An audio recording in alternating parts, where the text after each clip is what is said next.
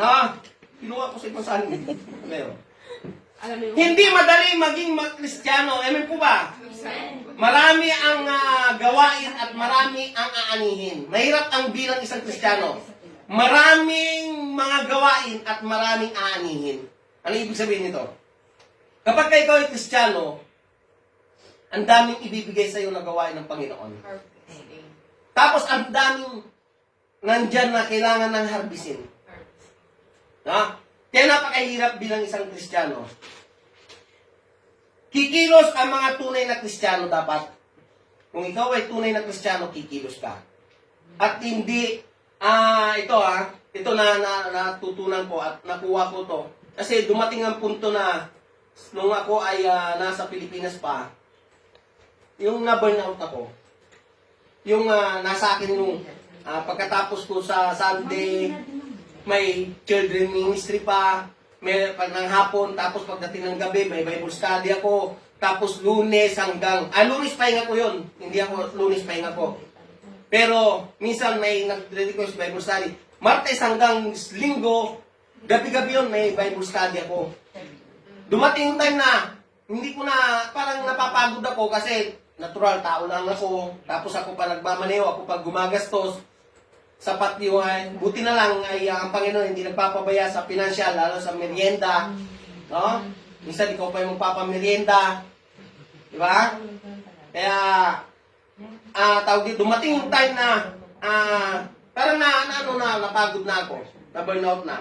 Sa mga tunay na naglilingkod, nung nabasa ko ito, at nung pinag-aaralan ko, ito ang na parang tinapik ako ng Panginoon. Ito ay yung kunin mo na pamantayan ngayon kapag ikaw ay naglilingkod sa Panginoon. Ay naglilingkod sa akin, sabi ng Panginoon. Sa mga tunay na naglilingkod, wala pong burnout. Ang mga nakakaranas ng burnout ay gumagamit ng sariling lakas. Sabi ko nga, parang totoo nga yun, kasi parang ako rin yung lakas ko na ginagamit ko na, hindi na ako nagtitiwala sa Panginoon. Dahil halos lahat, ano po. Isa na, matapos na. Speaker, ano na? Wala na. Nalita kita eh. Yan, sabi, ang mga nakakaranas ng burnout ay gumagamit ng sariling lakas. Ngunit ang mga naglilingkod sa Diyos ay gumagamit ng lakas ng Diyos. Hindi sila nauubusan ng lakas. Dahil marunong silang magpahinga sa piling ng Diyos, kaya binibigyan sila ng kapahingaan. Kung babasahin muli natin ang Awit chapter 23, verse 2, sabi doon, no? Panibagong kalakasan. Panibagong kalakasan ang ibinibigay ng ating Panginoon. At dinadala ka sa batisan. Tama po yan? Batisan. Ako'y kanya. Batis. Sariwang batisan. Sariwang batisan. Ayan.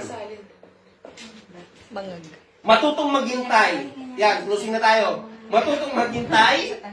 Maghintay sa oras ng Diyos. Ulitin ko.